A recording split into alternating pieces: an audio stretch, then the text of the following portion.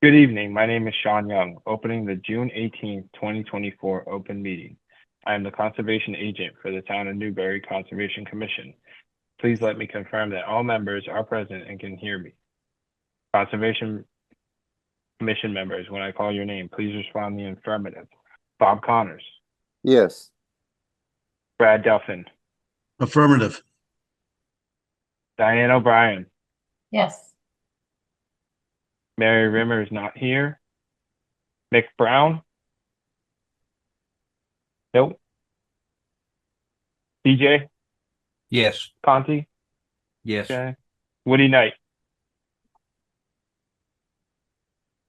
Yep. Woody, you're on. Woody, you're are on. you here? Yeah, he's here. He's on mute though. Okay. Good evening. This June 18th, 2024 open meeting of the Newbury Conservation Commission is being conducted remotely, consistent with the Act relative to extending certain COVID-19 measures adopted during the state of emergency, which extends the governor's March 12th, 2020 order suspending certain provisions of the open meeting law, DL Chapter 30A, Section 20, until March 31st, 2025. This order suspends the requirements of the open meeting law to have all meetings in a publicly accessible physical location and allows public bodies to meet entirely remotely, so long as reasonable public access is afforded so that the public can follow along with deliberations of the meeting. Please note that the meeting is being recorded and that all attendees are participating by video and/or telephone conference, and the recording will be available on the Newbury Access YouTube channel. Meeting materials were provided to the commission members prior to the meeting for review. Before we turn to the first item on the agenda, permit me to cover some ground rules for the effective and clear conduct of our business and to ensure accurate meeting minutes. The chair will introduce each speaker on the agenda. Proponents will be given 10 minutes to present. After they conclude their remarks, we will go down the list to the commission members, inviting each by name to provide any comment, questions, or motions. Please hold until your name is called. Further, for all attendees except commission members and staff, please remember to mute your computer when you are not speaking. Please remember to speak clearly in a way that helps generate accurate meeting minutes. Please be aware that the video participants can see you and that you should take care of not to share your screen unless you have been allowed to do so. Anything that you broadcast may be captured by the recording. For any response, please wait until the floor is yielded to you and state your name before speaking. If the commission members wish to engage in discussion with other members, please do so through the chair, taking care to identify yourself when you wish to speak. There will be an opportunity for public comment and questions during the public hearing. After the commission members have spoken, we will afford the public an opportunity to comment or ask questions as follows. The commission will see questions and comments at the appropriate time through the hand raised function. We will then allow questions and comments from members of the public who have raised their hands in order in which they appear listed on the screen based on when the function was selected. Each participant will be called upon to provide their name and address or affiliation and will be afforded 3 minutes to make the comments. The proponents or commission members will have the opportunity to reply as needed. Your hands will be lowered when you have given the floor for your question. We will then continue down the list to those in the raised hand column and afford time for the response as needed. All participants are reminded that only matters which fall into the jurisdiction of the Conservation Commission may be discussed. The chat feature has been disabled for this meeting. Everyone is expected to conduct themselves in the same manner that they would in an in-person meeting. Disruptions that impede operations of this commission will be addressed once on the chair and should be acknowledged by the disruptor. Further disruptions may be completely removal of this meeting with no re-entry. Each vote taken in this meeting will be conducted by roll call. Okay, thank you, Sean. Good evening, everybody. Upcoming meeting dates. It's hard to imagine it's already July. I guess that's why it's summertime. Our next meeting is July 2nd, followed by July 16th, August 6th, and August 20th. We will review meetings after July 2nd based on what we have for agenda items. and we may wind up canceling. Typically, we try to meet only once in July and August, but it'll be based on the applicant workload. Meeting minutes for review. We have the November 7th, 2023 and June 4th, 2024 minutes for review. So why don't we take a moment? We'll do the November 7th, 2023. As you recall, we're cleaning up a glitch between the past agent and the new Sean Young. So these have been previously approved, but the content may have changed because the original document cannot be located. Looks like I was not here for that meeting, so. Diane, I'm very I surprised. know, I think I've missed two, and that was one of them, obviously. Okay. All right. Sean doesn't lie. Any questions, concerns, corrections? Mr. Chair, I put forward a motion to approve both meeting minutes as documented. Okay, is there a second? Second. Sure. Okay, all those in favor? TJ, Aye. Woody, Aye. Brad, Aye. Diane, well, Diane, you weren't on one, but you were on the other, as I recall. I for the Okay, June 4th one. okay, and I vote yes. So Sean, record 4-0 for the November 7th and 5-0 for the June 4th. Okay, first order of business, certificate of compliance, 1 Plumbush Downs for plant monitoring. Team, if you recall, we issued a partial certificate of compliance. The applicant had planted vegetation, and it hadn't been one growing season or 2 growing seasons. And if you recall, I mentioned that this is an area that is subject to rack flowage from the marsh.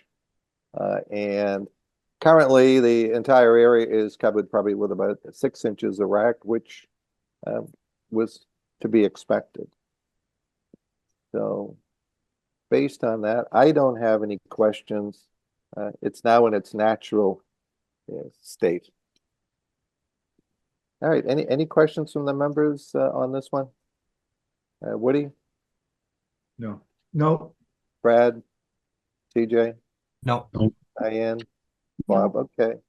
I'll entertain a motion to issue a certificate of compliance for 1 Plumbush Downs. So moved. Second? Second. Okay, roll call, all in favor, TJ, Aye. Woody, Aye. Brad, Aye. Diane, Yes. Bob Connors. Okay, next certificate of compliance, DEP file number 0501243, 131 Scotland Road, Newbury Golf Center. Team, as you recall, we've done a site visit on this property. We closed out the enforcement order at our last meeting, and Joe Soraka, the peer review engineer for the town, has responded, and we have no other issues open at this time. So, questions from the members? Any questions on this one, team? No. All set. What? Everyone all set? Yeah. Okay, is there a motion to issue a certificate of compliance of 131 Scotland Road? So moved. Do you have a second? Second. Second. Okay, roll call vote, all in favor, TJ, Aye. Woody, Aye. Brad, Aye. Diane, Yes. and Bob Connors. Good luck, Eric, been a long road for you. Okay, so the next matter is a request for certificate of compliance. These are all expired DEP file numbers. It starts with 050-1318, and it goes to 050-1326. The original order conditions has expired. Sean, why don't you give us an update where we're at on this and what recommendations you have? Yes, so their order of conditions has expired.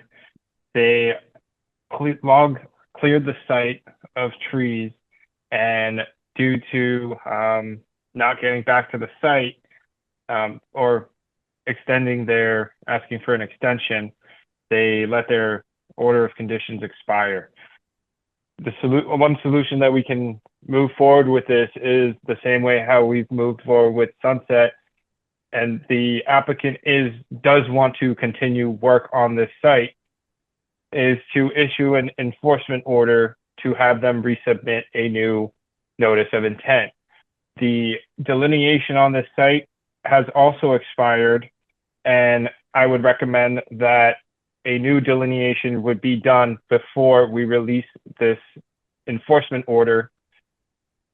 Wait and have them use that delineation on the new notice of intent for these sites. Okay. So just to recap, we have expired order of conditions for a number of lots, the roadway and the overall subdivision.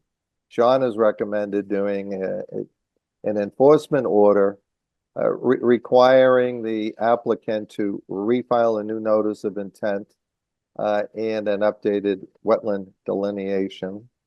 And do we want to establish a timeline, Sean? Have we talked to the applicant?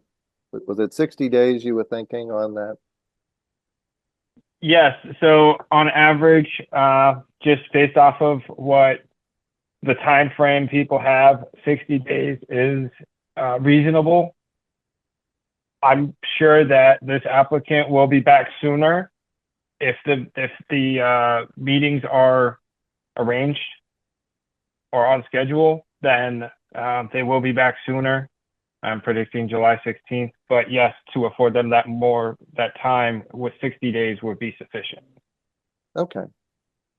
So I'll entertain a motion to ratify an enforcement order on DEP file numbers 0501318, 1321, 13. John, did you have a question? Yes, before we do enter in this, I believe the representative for Tony or 108 Main Street has just entered the Zoom. Well, we're both, Sean, we're both, Oh, okay. we're both on. Yeah. So, Okay. All right. John, I think the recap is the pathway forward seems that if we give you an enforcement order, basically it just establishes a timeline when you'll come back in before the board, and you won't do any additional work on site until we have issued a new order of conditions.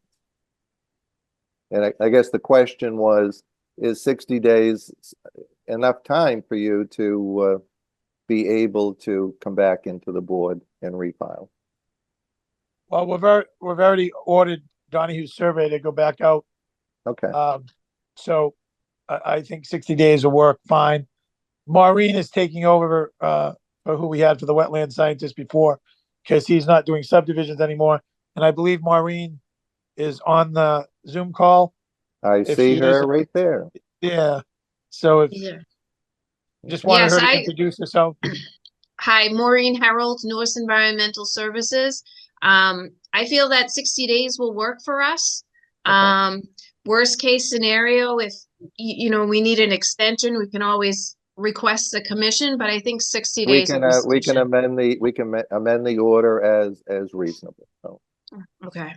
just knowing the summer schedule, Maureen, and what have you, we thought affording you that amount of time would be a good start.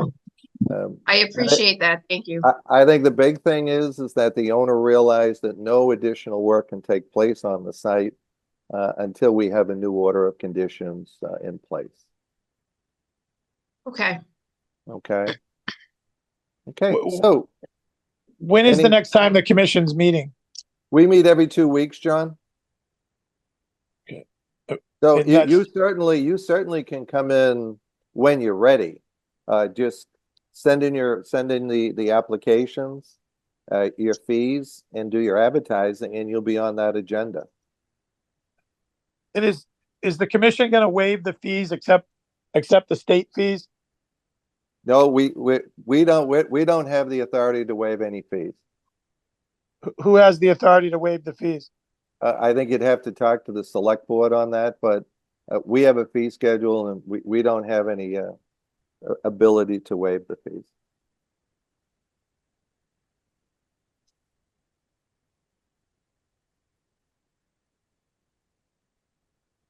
Okay, so do we have a motion to ratify the enforcement order as described? So move. Do we have a Second. second? Okay, all Second. those in favor? Woody, Aye. Brad, Aye. TJ, I see Mick, you've just come in, Mick. Diane Yep. and Bob Connors. Mick, we were just talking about the expired orders of conditions for 108 Main Street. And, Okay, thank you. and what Sean has recommended and we just ratified was issuing an enforcement order, similar to what we did at Sunset Club, just getting them on track to get back before us within 60 days. No further work to take place, and with an updated wetland delineation. Okay. All right. So, Well, okay, thank you, thank Bob. you, Maureen. Thank you, I was a little John. late. And whenever you're ready, just get it into Sean and we'll put it on the agenda. And if you need more time and you have a reasonable excuse, we'll certainly entertain it. Great, Well, thank you so much. We Thank you, appreciate guys. all your time and really want to thank Sean for all his help getting us through that. Thank you. Yep. Okay, have a good night. Eric, you are all set, by the way. Your certificate of compliance was approved about 10 minutes ago, so I don't know Sorry. if you were having a cup of coffee or a cocktail, but yeah. No, I apologize. I saw 6:45. I was running around trying to get everything, so I apologize. Well, thank you. No, yeah, you're all set, buddy. Okay. Well, thank you. I appreciate the board. Sean, thank you. Okay, have a good night, Eric. All right. Take care. Bye-bye. Okay, next matter is enforcement order for 105 Northern Boulevard, Williams for unpermitted yard work.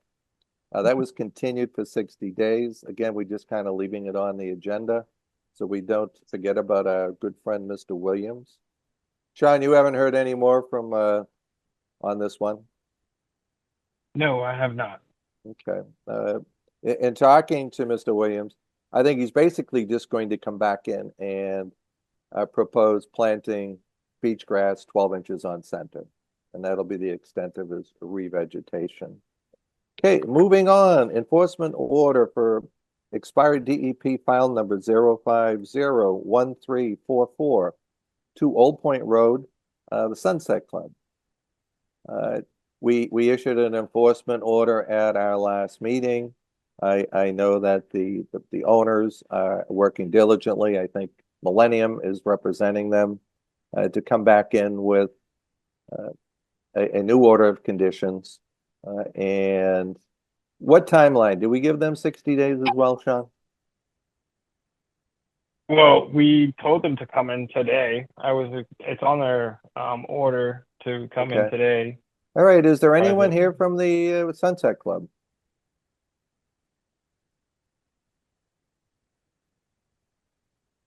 Okay, well, why don't we move on and see we can we'll get in touch with Millennial. Okay, we'll go back. The enforcement order has been delivered, correct? Yes, it was hand delivered, so they came and picked it up. Okay. All right, well, why don't we move on to the RDAs? We have a request for determination. Our file number 448-9 Donner's Way, 10 kVW generator. John, have you got a recommendation on this one? So I would just advise the standard that we do. Okay, I see Mary. Mary, I'm assuming this is your 9 Donner's Way. So Mary, what we recommend is that one, that your generator be put on a platform that is elevated 2 feet above base flood elevation. It's a requirement of the electrical code. And quite honestly. Yes, I am. Yes. And I think that's so you're gonna need to find out what your base flood elevation is, and you need to be a couple of feet above that. Okay. And you know what, it's one of those things, we've hemmed and hawed over this, but I know myself living on the island, if my yard's flooded and I have no power, I want my generator working and not gurgling in the tide, so. Exactly. Okay. So what did you say? Your voice was cutting out. I don't have a great internet connection here. The baseboard? So you have a It needs- platform, an elevated platform that we recommend you put the generator on an elevated platform. Yep. It's a requirement of the electrical code to keep electrical equipment 2 feet above the base flood elevation. You can find out what that is from Sean. It's just what FEMA's flood elevation is, your base flood elevation. And we recommend you be 2 feet above that. And that will keep you high and dry. Okay. That's exactly what my contractor had suggested, was to put it the 2 feet above. So everything that he submitted in his proposal to me included that, to have it be elevated, raised. So I'm just making sure I have everything, all my I's dotted and my T's crossed to have everything in place. What we also recommend is prior to construction, get a hold of Sean Young, our agent, and have your contractor just review. We're assuming you're going to be trenching to the generator from the propane tank. And Not necessarily. They said there's also a way that they can do it along the back of my house without having to okay. trench it. Okay. Yeah. Again, I think if you talk to Sean before you start, have your contractor just to reach out to the agent. I think you'll find it'll go very smoothly. Okay, perfect. Perfect. Okay. Thank you. Team, any questions on this one? TJ? Nope. Woody, any questions? No. Brad, any questions? No, I'm good, Mr. Chair. Thank you. Mick, any questions on this one? No, I'm good, Bob. Thank you. Okay, Mick, thank you. Diane, any questions? No. And Bob Connors has no questions. Sean, any raised hands from the public at this time? No raised hands. Okay. I'll entertain a motion to issue a negative finding for 9 Donner's Way. So moved. Do we have a second? Second. Second. Okay, roll call. All in favor. TJ, Aye. Woody, Yes. Brad, Aye. Mick, Aye. Diane, Yes. and Bob Connors votes yes. Okay, thank you. All right, next matter is a request for determination of applicability. Our file number of 449, 647th Street, upward extension of existing dwelling. Sean, can you provide an overview on that? Yeah, so this is a upward extension. Diane, do you want to explain your project, or? Well, I Would you would think want me Diane, you really need to recuse yourself, and I think Mr. Yes. O'Brien. I'm I'm recusing, but Sorry, my yes, capable yes. husband can do so. Sorry about that. Yes, Mr. O'Brien, would you like to? Sure. Can you explain? handle a project of this size, Andy? I'm That's very my- nervous presenting in front of Mrs. O'Brien, so I hope I don't screw this up. So, so our property's in a zone X. The site's already developed. It's an upward expansion only, just on the second floor. We want to convert 269 square feet of existing roof space into interior living space. All the work, like I said, is on the second floor within the existing footprint. We're not going to be expanding off the footprint. The structure will not change. There's no HVAC or plumbing work required. We don't expect any damage to the existing vegetation. If there is, we will replace it in kind. If we need a dumpster, which we likely will, we'll put it on the driveway, which is right in the front of the lot, easily accessible. And I think that's about it. Okay. Questions from the members? TJ, any questions with Andy O'Brien on this one? No questions. I was going to be a smart aleck, but I'll let it ride. With it. Thank you, TJ. Where's your Celtics shirt? Where's all your Celtics pride here tonight, guys? I'm looking at it. I'm representing Harvard today, so I got Uh-oh. Harvard basketball on today. We're too tired. Woody, any questions on this matter? No, it was well explained. Thank you. Okay, Brad, any questions? No, I am very good. Thank you, Mr. Chair. Okay, Mick, any questions? Yeah, Andrew, you're not changing the footprint at all, right? You're just expanding Yeah. on an upper level? Just on the Okay. upper level, that's right, yep. Yeah. Okay, thank you. No, I'm good, Chair, thanks. is it okay if I share my screen? Yes, please. Yeah, go ahead. Yeah, go ahead if you want, Sean.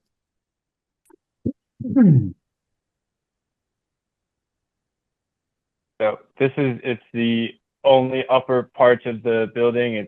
It's matching or flattening off the roof line. So there is no outward expansion. It's just going up on the existing footprint that's there. No, I think Clarify. pretty self-explanatory. So Andy, the only recommendation, and you covered it, is you have a large driveway, use it for storage, use it for your dumpster, and you'll be fine. You have a good location there.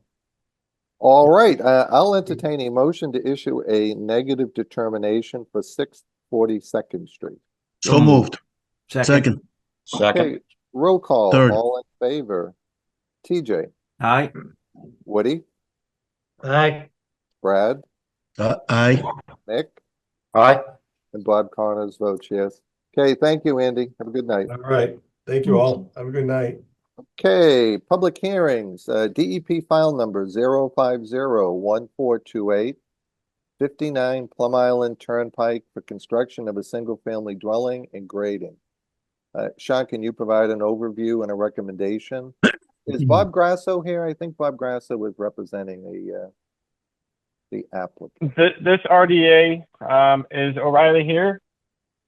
Excuse not, me, I can- Mr. Chairman, my name's Maureen Harold. Yeah. I worked with Bob Grasso on this project and he's in the process of zooming in, so he'll be here momentarily. Okay, do you want to cover for him, Maureen, or do you, I will do my best, Mr. Chairman, yes. okay. Well, why don't you give us an overview? As I recall, there's an existing structure there now. Yes, that is correct. Do you want me to share the plan? Sure, if you want to share your screen, that'd be great. If that works? Okay. Plan. Here we go. Oh, I'm sorry. Did we miss NCC file 450? What is that? What? It's so it's Mr. O'Reilly.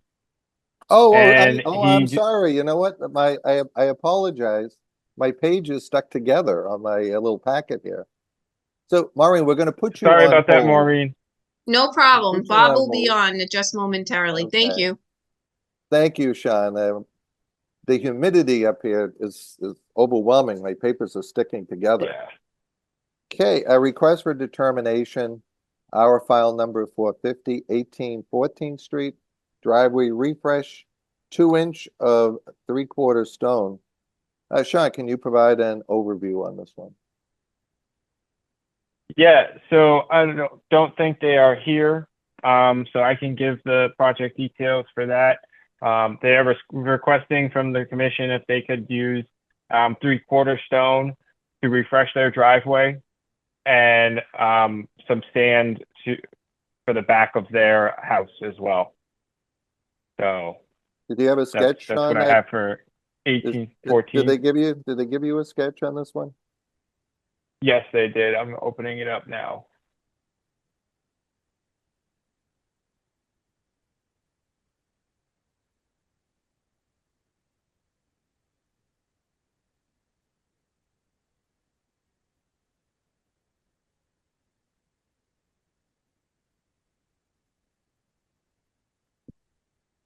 Okay. So this is their existing driveway. They want to put the 3/4 stone here and then the rest sand. Okay, what is their plan for vegetation? Do they have vegetation in the area where they're placing sand? No, they do not. Okay, good. I guess I'm trying to visualize this, and certainly I think the other members will are trying as well. How much sand are they adding, Sean? Are they just kind of refreshing the area where they've been using, or what?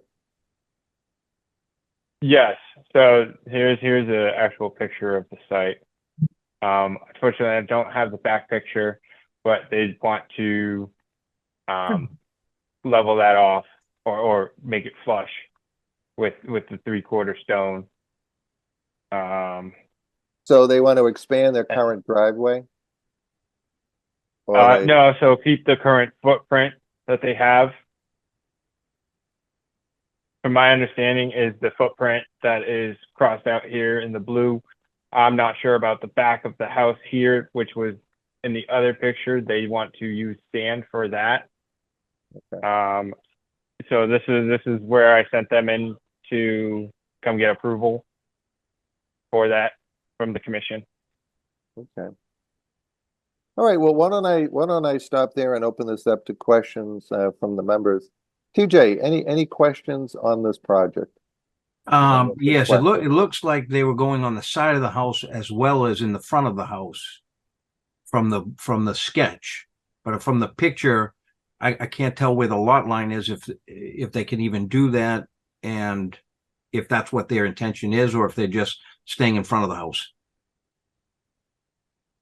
Yeah, Sean, put the sketch back up. It looks like they're doing a side driveway there.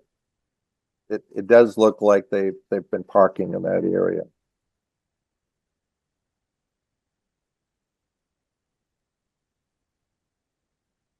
Is this the sketch or do you want the picture? Yeah, no, I think that gives me. Okay. So TJ, the neighbor's Yeah. driveway almost runs parallel to that, it seems. The adjoining house. But So is the side an expansion of a driveway? That's going to be stone, correct, Sean? Yes. I think they park in both areas now. And I think They're they're just going to trying to, restore it with the well, I think they want to have a consistent refresh in both areas. That almost looks like a little bit of a walkway right there. Yeah. That's their walkway to their house. And then Is they that want to remaining? Is refresh. that going to, are they refreshing that as well, or are they just going to do the 3/4 stone all the way around? I was not, they did not inform me of that. So I would assume so. If they're getting stone, they're probably just going to lay it out the whole thing. We can set conditions that require them, to keep the walkway, for example, and P-stone. No, I don't want to get into specifying it. I think the intent is not to expand the existing parking area beyond what's currently being used. So it would be limited to what they're using for existing paving. How they define the walkway, it doesn't. Yeah, doesn't matter. Doesn't concern me that much. No. TJ, anything else? I'll circle Nope. back. No, I'm good. Okay, Woody, what are your thoughts on this one? The driveway straightforward to me. Walkway or no walkway, it's all gonna be a crushed stone. Right. I'm just, need some clarification on the sketch behind this picture here with the Jeep. Where they're putting sand, is that in vegetated state, or is that just sand now, I guess is my question. Yeah, I think it's a good question. Is there a picture I of would that, say it's Sean? both. I don't have a picture, but I think it's both. I mean, I can I can go behind the house and take a look. More or less, I was hoping the applicant could provide that. So. Okay, Woody, anything else? No other questions. Thank you. Brad, any questions on this one? Mr. Chair, it's a fully developed lot. I don't see any problem with what they're proposing to do here. Okay, thank you, Brad. Nick, what are your thoughts on this one? No, I'm kind of the same boat as Brad. It's already developed, already used for parking. I think Mhm. they're just improving the surface. It's not gonna, add any impervious, areas, so I think we're good to go. Okay, I'm thank you, good Nick. to go anyway. Yep. Diane, any questions on this one? What's our precedent with cobblestones? I mean, they are allowed, right? I mean, It- we go through this like every other week, it seems. I think Do we allow them? Do we not? my take is this: if we have impervious surface now and it's hot top, Mhm. and they want to change it to pavers or pavers with a border of cobbles, it doesn't increase flowage and everything else. It is not the prescribed recommendation of DEP, but when I read the letter of the actual reg, it cannot increase what's there when you're dealing with impervious surfaces. So Okay. it's a moving target. That's kind of where I land on it. If you have hot top and you want to take it out and you're going to do pavers, I am not worried about these becoming projectiles after 44 years of being out here. Yeah. But, okay, Yeah. anything else, Diane? Nope. TJ, gonna go back to you. Any further thoughts on this one? Nope, I'm good. Okay. All right, well, I'll entertain a motion to issue a negative finding for 18 14th Street. So moved. So, Second, Okay. Roll call, all in favor? TJ, Aye. Woody, I can't get Yeah. on. Well, if Brad, you get on, you have to hit. Aye. Nick, aye. Diane, yes. and Bob Connors. So Sean, the only thing I would suggest is, like we did with the last applicant, have the owner have a pre-meeting with your contractor, notify you in advance, just so that you can go over, make sure that everything is going to flow the way it should. So did the commission also want me to verify the sketch of the rear of the house, or? No, we issued a negative finding based on the submittal. Okay. Okay, now Maureen, we're going to be back to you. I see Bob Grasso. DEP file number 0501428, 59 Plum Island Turnpike for construction of a single-family dwelling. Go ahead. Okay, Hi, Sean, Bob. provide an overview of Bob Grasso. Can you hear me? Yeah, we're getting a little feedback, Bob. Okay. Are you on the phone? And What happened is my laptop, my other laptop, I had it going, listening to the meeting when I was up, and it started Windows update. okay, you're going to probably have to either. Now I'm on my other laptop, which is not video. There's something wrong with my video card, and I'm not sure. I think we solved it. I put his other computer on mute. Okay, it looks like Bob. Can you hear me now? Yeah, that's Yep. perfect, Yep. Bob. Okay, Bob, why don't you Sure. just identify yourself and walk us through the Sure. proposal? My name's Bob Grasso from Engineering Land Services. I'm representing John Hartnett at 59 Plum Island Turnpike. And what we're proposing to do, the existing conditions, we have a wetland line that was delineated by Norris Environmental, shown in blue. I don't know if you can see that screen. Yes. Yeah. Okay, shown in blue, flags 1A through 8A, shown in blue. And then we have two yellow lines, the 50-foot wetland setback, marsh setback, it's all marsh, and the 100-foot wetland salt marsh buffer, shown in the second line. The existing conditions right now, they have a 2-bedroom dwelling shown in like a purple outlined right there.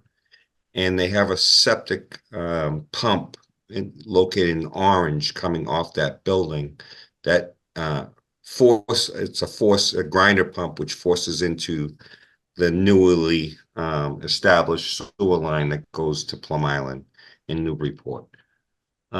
They're serviced by town water, shown in a light blue line coming off the edge of pavement there. What we're proposing to do is raise the existing 2-bedroom dwelling and propose a new, the same bedrooms, but it will be 42 by 42. The existing dwelling right now is located 13 feet off the edge of wetland, shown between flags 5A and 6A. And we're proposing, the closest one would be 20 feet between flags 4A and 5A.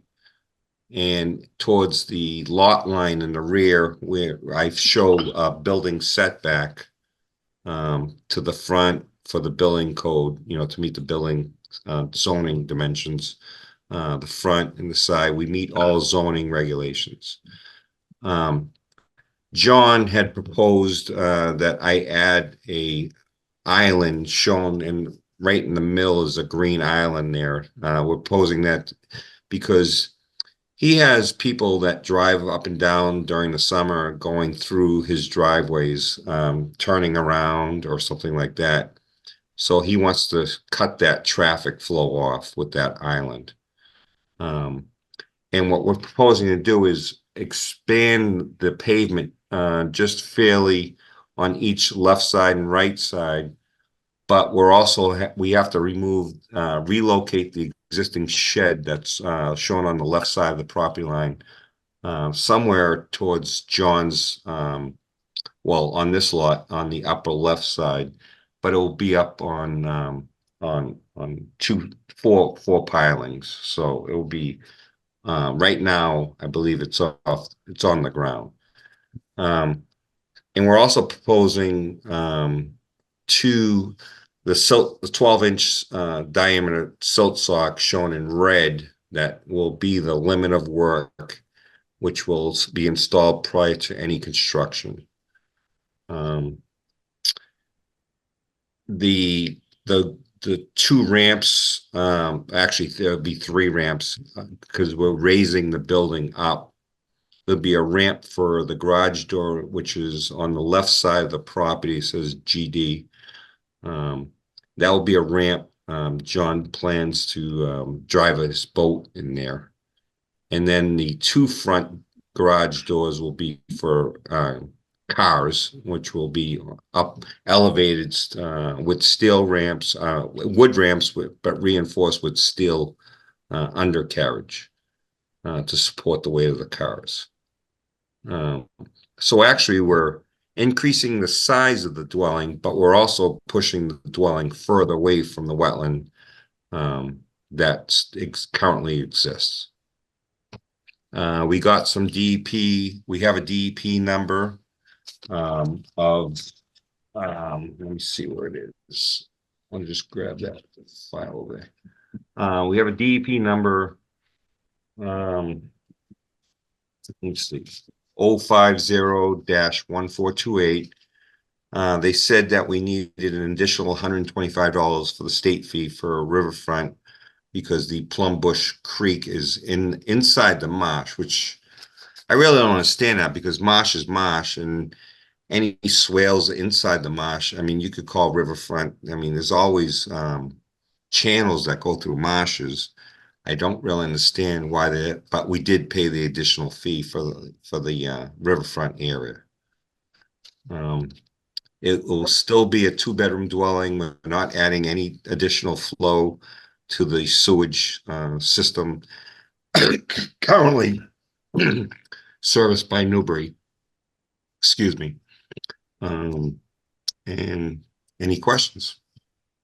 So I checked the file later today, Bob, and yeah, that was the extent. There was no other technical comments on this project. Yes, at this time.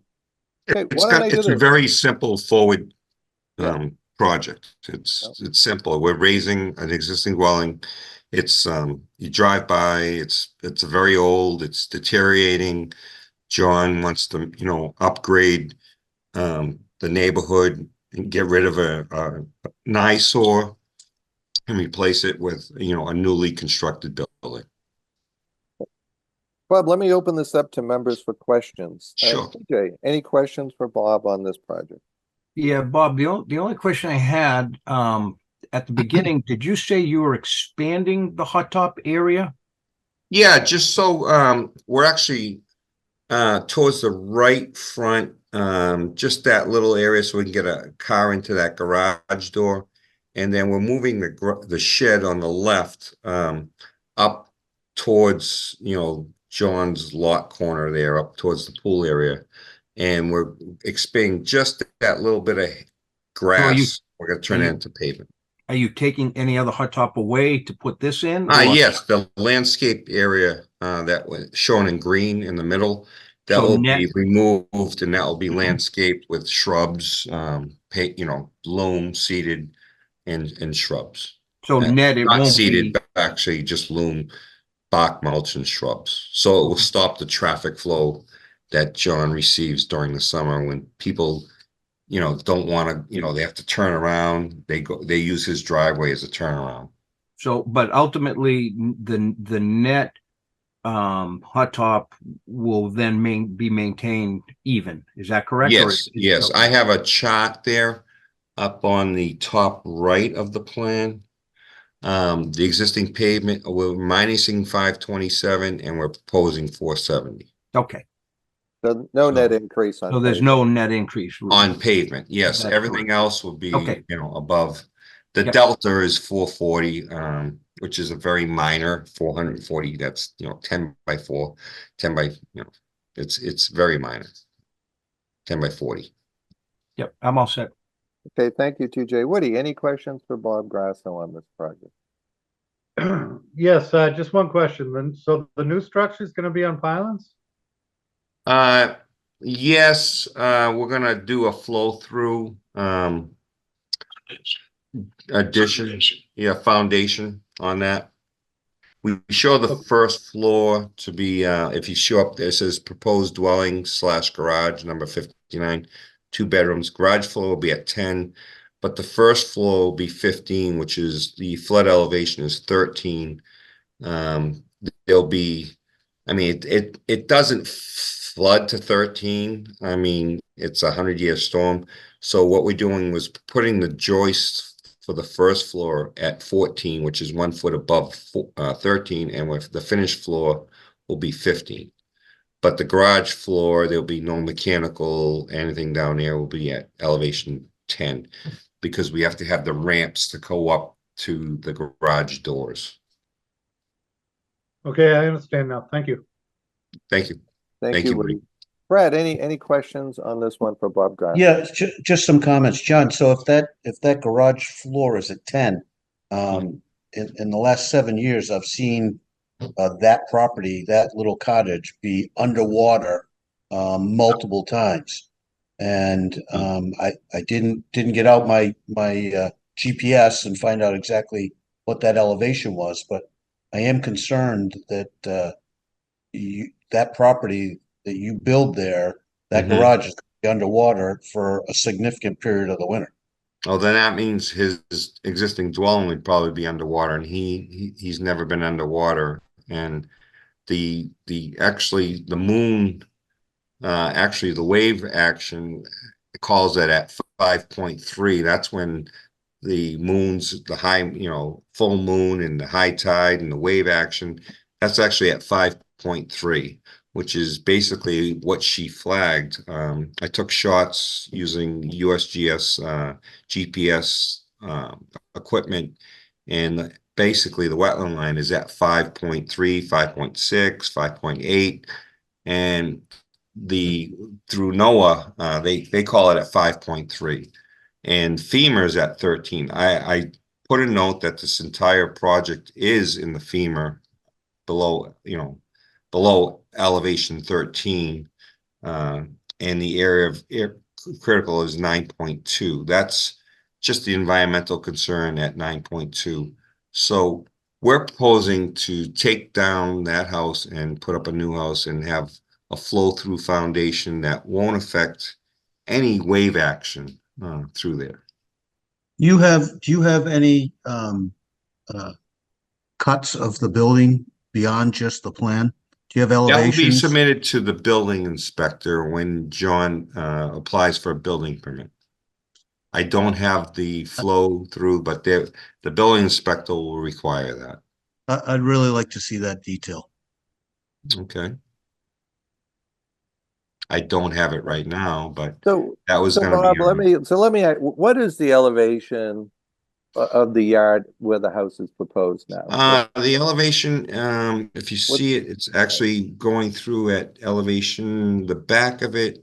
The existing dwelling right now is at elevation 6 at the rear, and at the front it goes to, let me see, elevation 7 is at the driveway, so say the 6.5 going through the house, and the wave tide is at 5.3, which is, that's through research. I've physically driven down that turnpike and seen that property completely underwater. Yeah, so in other words, the first floor of that building was flooded. Mm-hmm. The first floor. Absolutely. It's I'm actually talking to John Hutton on the Yeah, phone no, right I now, and think there's a crawl space underneath and that. he's Yeah, right. saying the first floor has never ever been flooded, ever, and that's at 9.7. So what we're proposing to do is just trying to make the situation better here. We're actually raising the first floor up to 15. So but the garage will be at 10, which we know. John, excuse me, but I think that was the point of my question, was more the garage, not necessarily the living space. And I agree, at 15, Yeah. you should be. Oh, we're actually okay. higher than the existing dwelling, and it's never been. Absolutely. John Houghton is on the phone with me saying that first floor has never been flooded. And he's lived there. John, how long have you lived there? Just to add this in, Bob, 45 years. He's lived there for 45 years. It is a 100-year flood for a reason. Yeah. Or, 100-year flood. Well, in 45 years, it hasn't been flooded. Yeah. Well, it's 45 years. It's 100. I mean, the last time that we've seen an actual major storm like that was in 1938.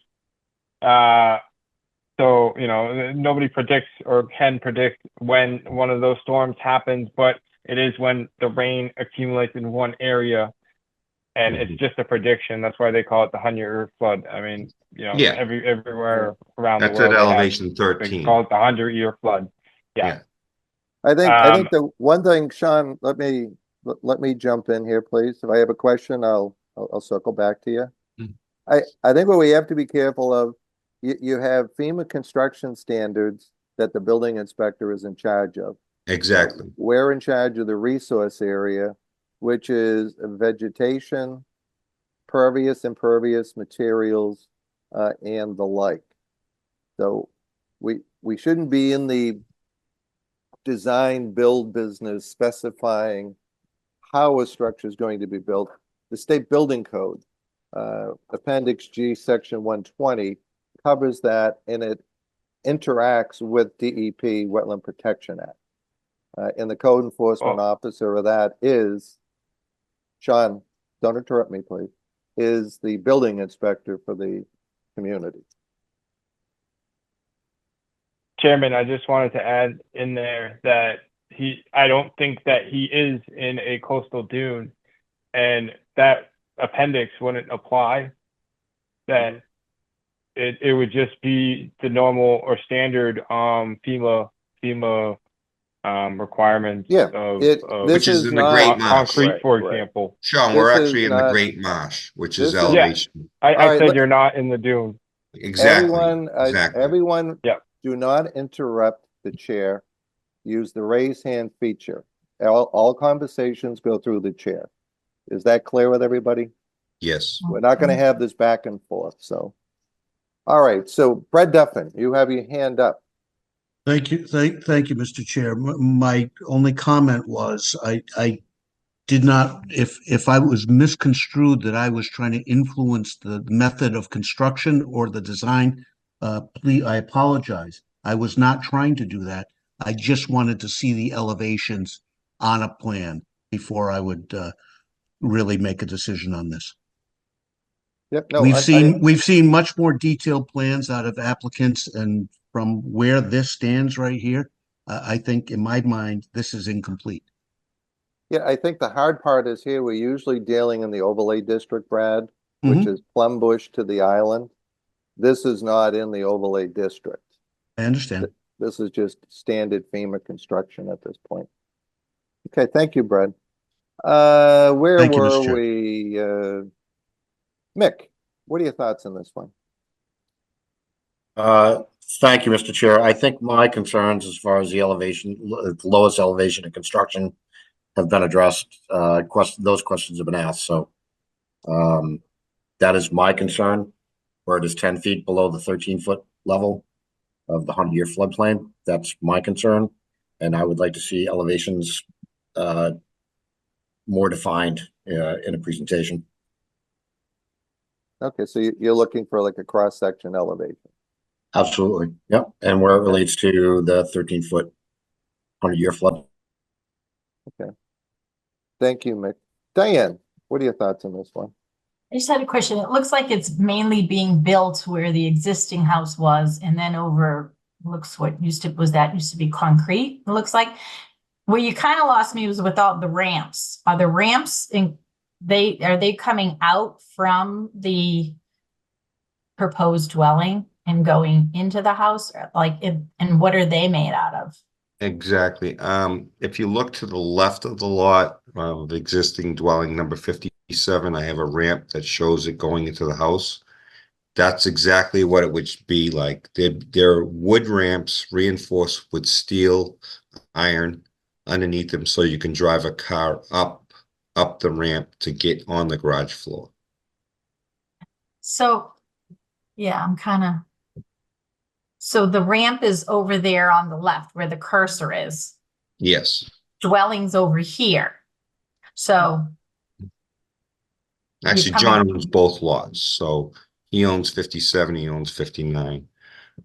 So he's going to use the same type of ramps for the cars in his boat, which would be on the left side, and there'll be 2 car entrances to the right of the center of the proposed landscape island. Okay. So they're going to be those like a ramp over here with steel and all that is going to be on top of that concrete outside the existing dwelling. Outside, going onto the existing, the proposed pavement, and then the proposed pavement and existing pavement onto the right.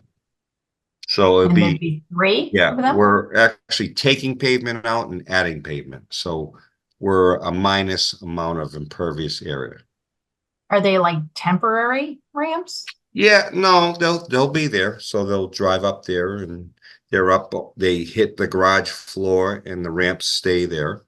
They're anchored into the pavement, but they're above. The only thing that touches is the garage floor and the point where you drive up the car onto the pavement.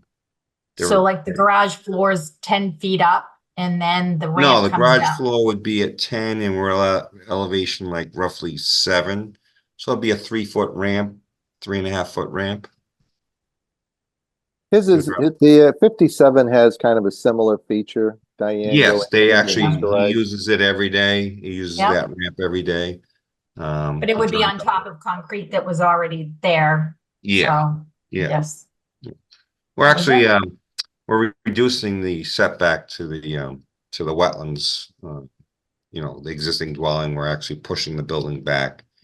We're actually reducing pavement, and they'll be serviced by the same septic pump that's shown in orange too, and the water service.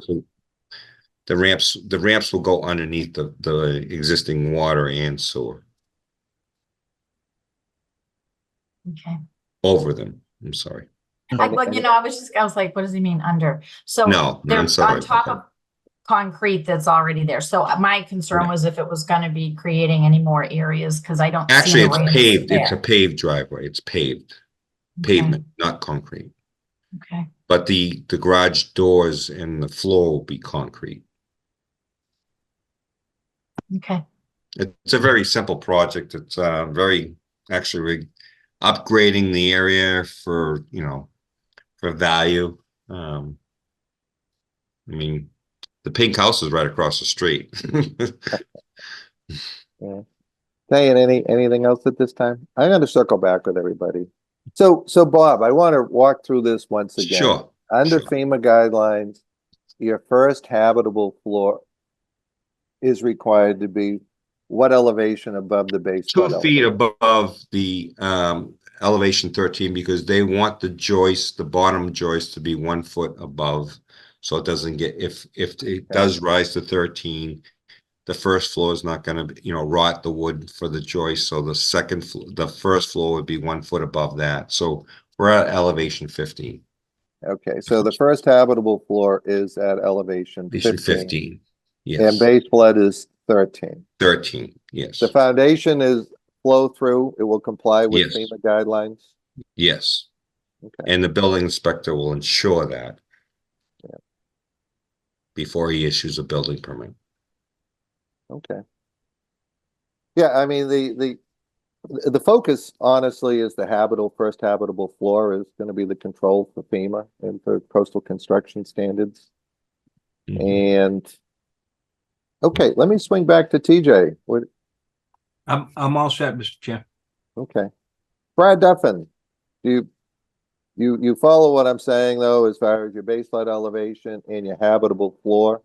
I've understood that from the Okay. original submission, Mr. Chair, but I can't stress enough that I would like to see a more developed plan with sections and elevations that shows exactly where the floors are. The ramps aren't even showed on this drawing right now. We're led to believe that they are going to be there, but they're not even shown on this plan. I think that it's important, as we have with most other over in Old Town, we look for sections and elevations so that it is clearly defined. Thank you, Mr. Chair. Okay, Brad. Woody, you have any further thoughts on this? I will say Brad's points are somewhat valid due to the fact the elevations aren't shown, ramps aren't shown, things like that. Maybe a more detailed plan is in order, but other than that, I have no other comments or questions. The rest of it makes sense to me. All right, so Bob, what I gather from the questions, Diane, Just quick, I'm looking at the DEP comments, and they did make a comment where it says resource areas estimated. JF, was that for fee purposes only, or is that a comment? That was just for fee purposes only. Okay. Yeah, I mean, that Plum Bush Creek is inside the marshland, which is, you have all creeks there, I don't understand that. We just paid it. We didn't understand. We just paid it what they wanted. But I have Maureen from Norse Environmental. She researched it. She couldn't understand the 100 square feet where they came up with that. So we just paid the payment. It's wetland. It's marsh area. It's the Great Marsh. You have channels going through all marshes, and you can't call that riverfront when there's channels everywhere. I mean, you'd have riverfront everywhere. I just don't understand that comment, so we just paid it. Yeah, no, I hear you. Okay, any other questions from the members at this point? Are there any raised hands from the public? Mick, you have your hand up. Yes, my question was, there's a note on the plan here. It says existing shed to be relocated, and there's no plan on where that shed is to be relocated, how it's going to be relocated, what its structure is going to be. I think it just lends to the we don't see the ramps. I believe John is I think he's going to get rid of the shed because he has enough storage area inside the garage. So he's probably going to just go into a dumpster. It's probably going to get torn down and removed. You can put that in the order conditions, that the existing shed to be removed from site. That's fine. I'm just going on what's stated on the plan. Yeah, well, I can just clarify that because John's on the phone with me and he said I'll get rid of the shed. He doesn't want it. I'm gonna stop asking questions if you're just gonna continue to interrupt. Oh, I'm sorry. I'm trying to answer your question. Yeah, we have to use the raise hand function, Bob. Okay. All right. Sure. Mick, what other questions do you have? I'm good at this point, Bob. Thank you. Okay, thank you. All right, Sean, do we have any raised hands from the public at this point? I do not see any raised hands from the public. Okay. All right, do any members have requests for additional information or plan amendment or adding additional content to this filing? Yes. I think, Brad, Yes. you'd like to see further, you'd like to see a cross-section elevation? I'd like to see a more detailed plan, Mr. Chair. Again, Commissioner Brown asked the question about the shed, and it says it's going to be relocated, yet here we are during the meeting, it's now saying it's going to be removed. So that is not what it was submitted with this application. In my mind, this application is incomplete, and I'm not prepared to vote for this. Yeah, what I want to try to do is find out what additional information, Brad, you would like to Yes. see beyond. Yes, it is. I would Okay. I would like to see a complete application with the sections, cross sections, and the Showing the ramp elevation, showing and the the ramp. ramp elevations and the ramps delineated on the plan. And if Okay. the shed is going to be removed, then put the note on there that the shed is going to be removed. Okay, thank you, Brad. Thank you, Mr. Chair. Okay, Woody, what additional information would you require? I just agree with what Brad said as far as the elevations and show ramps. And if I agree with the shed, it was gonna be moved, but didn't show where it was gonna be moved, and now it's going in the dumpster, so just decide what to do with the shed and put it on the plan. Okay, thank you. TJ, what additional information did Brad's comments cover you? I think they've covered it. I'm good. Okay. All right, Diane, what additional information, other content would you like to see? I'm good. Okay.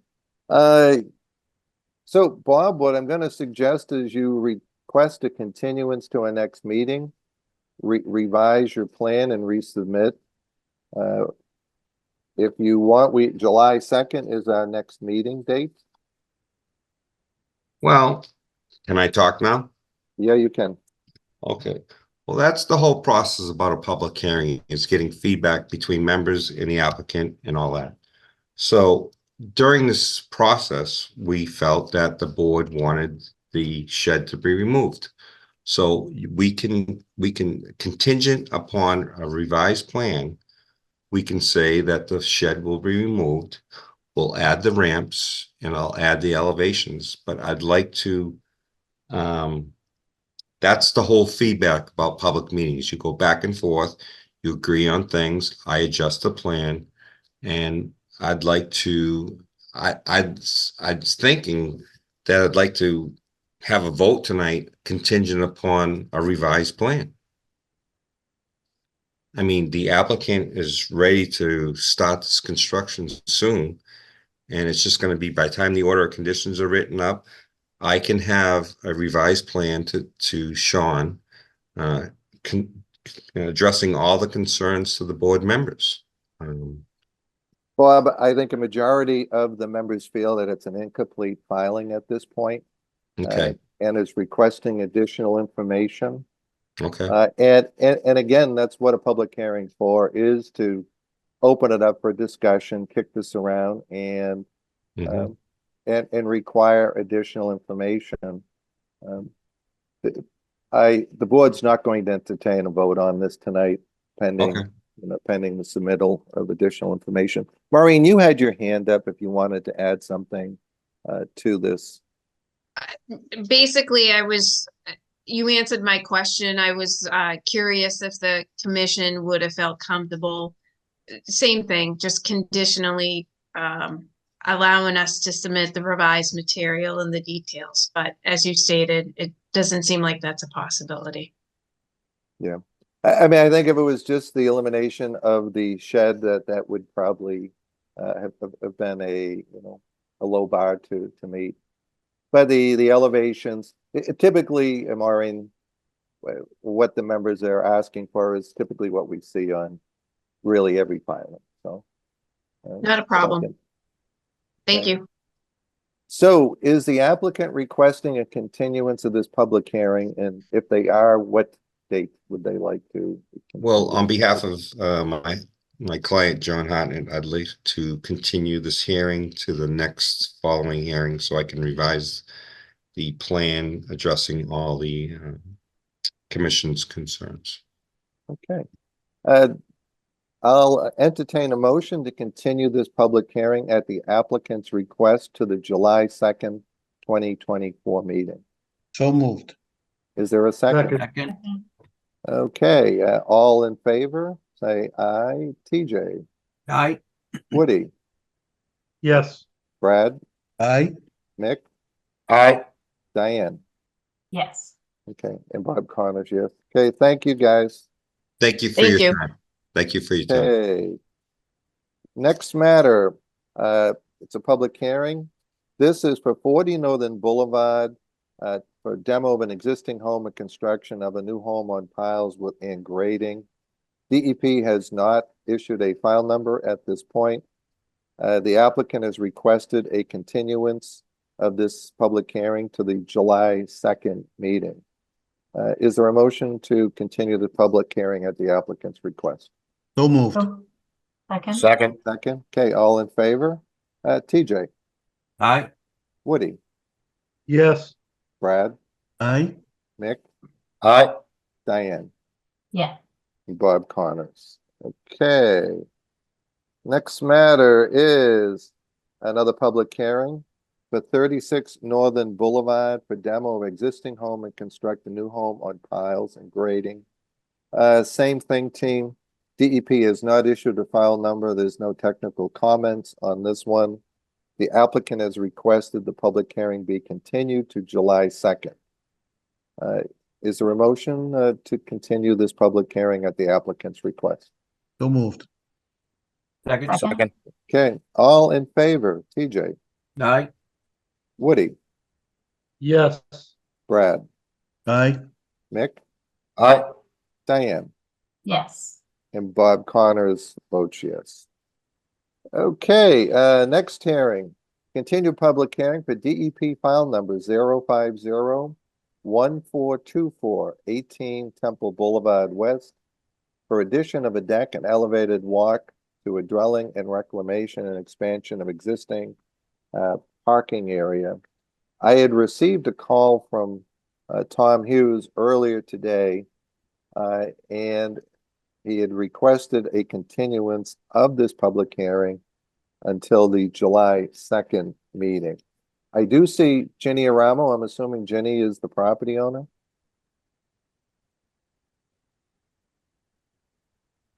So we have a hand raised. Yep. Oh, Tom. Is that Tom Hughes? Yeah, I think he's muted. All right. There we go. Mr. Chairman, apologies. It's not on this matter. It's regarding the previous section. I'm Tom O'Reilly. I had an application up for vote. Is that and I number was told 450? 7:50. Yeah, I was told between 7:15 and 7:35. So I've been on since 7. Okay, was Yep, that for an so, IDA? That was approved. So approved? That was was that the RDA, Sean? Yes, that was O'Reilly? RDA 450. It had a negative determination. Yeah, you're all set, Tom. I'm all set. All right. Thank you very much, Mr. Chairman. Thank you to the committee. Have a great night. Okay, thank you. You too. Hi, Jenny Aramo is the property owner of 18 Temple. Jenny, Tom Hughes had called earlier today and had requested a continuance to the July 2nd. Do you want to give us an update where you're at? I know you were revamping the design and working with your neighbors to reach an equilibrium on your project.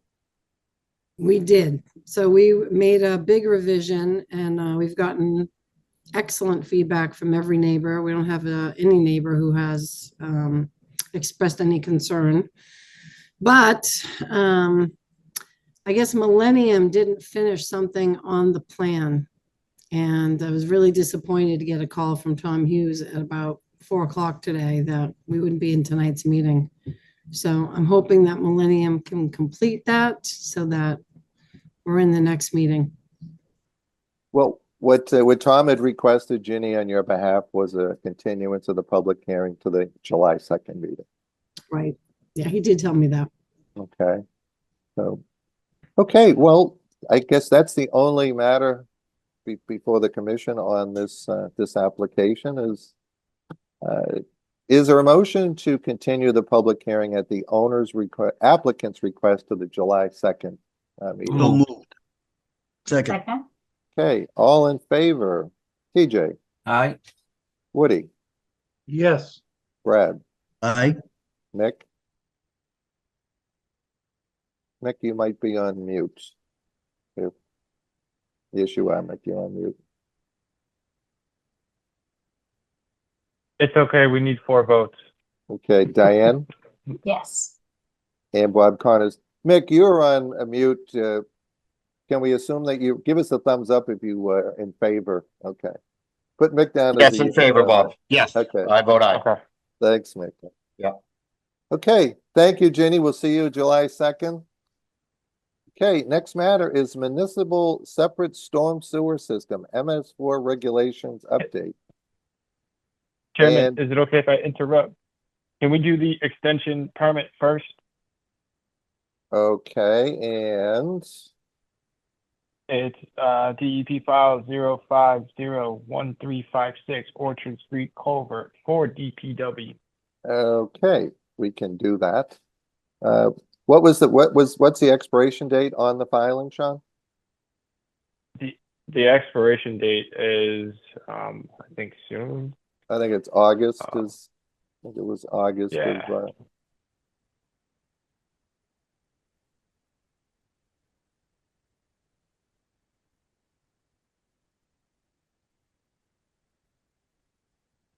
Where's that?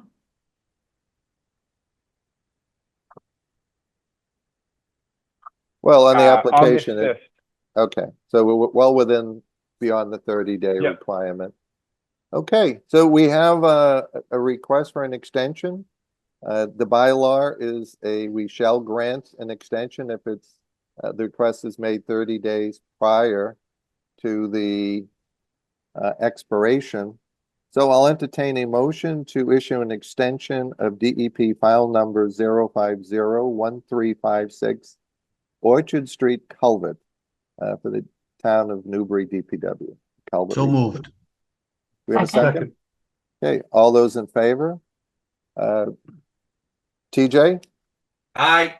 Woody? Yes. Brad? Aye. Mick? Aye. Diane? Yes. And Bob Connors votes yes. All right, now back to where are we now? MS4. Get me. Yeah. All right. Did I see Renee? Was Renee on this call? I see Jim Surratt and hey Renee, how are you? Hello. Good, how are you doing? Good. Renee, why don't you provide us an update of the questions that had been asked? And why don't you walk us through your responses, and I'll open up to questions for the members. Sure. I'm assuming you all received a copy of the email that I shared, but I will share it on my screen and we can kind of just walk through it. Let me see if I can increase the size here. So at the last hearing, we kind of walked through the proposed amendments to the stormwater ordinance. And following that presentation, there were several questions from the commission that were asked for us to present additional information on. I provided an email to Sean with those questions and a response to each of those. So the first question that was asked was, does the MS4 permit exempt single-family homes and agriculture? Simply stated, it does not specifically exempt any land use. It really regulates the size of the construction site and focuses on disturbances of greater one or more acres of land. I also included the definition of what a disturbance and how it is defined. I did also note that these regulations under the MS4 would apply to all new development and redevelopment that disturb 1 or more acres, which discharge to the town's MS4 at a minimum. Many communities and how it's currently written, the way we've written it, is that it would apply to, the entire town. But I included attached to the email, and I can open this attachment, which shows the regulated area within the town of Newbury. Now, Renee, can I add in a clause here, if that's Yes. okay? Yep. Chairman, will you allow me to add that in as well? Well, Sean, please, why don't we let her finish her presentation? Then when I open it up to questions, we will get back to that. I think the continuity of having her make her presentation would be important. There we go. And when we open it up to questions, I'll include you.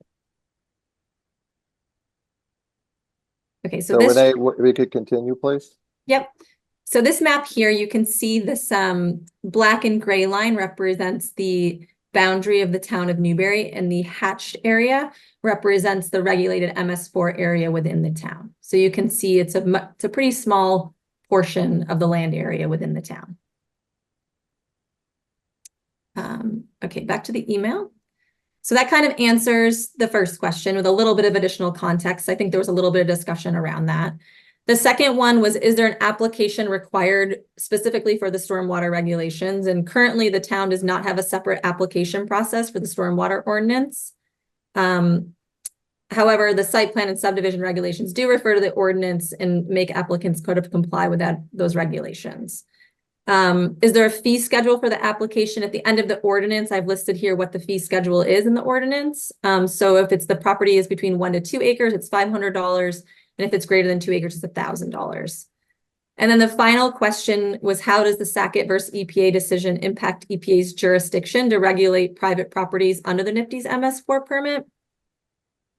This is kind of a legal question, and I'm not a lawyer, so I've provided sort of an engineering, statement here, but really just restating that the MS4 permit states a small municipal separate storm sewer system means all separate storm sewers that are, and I've included the definition, owned or operated by the United States, state, city, town, borough, county, parish, etc.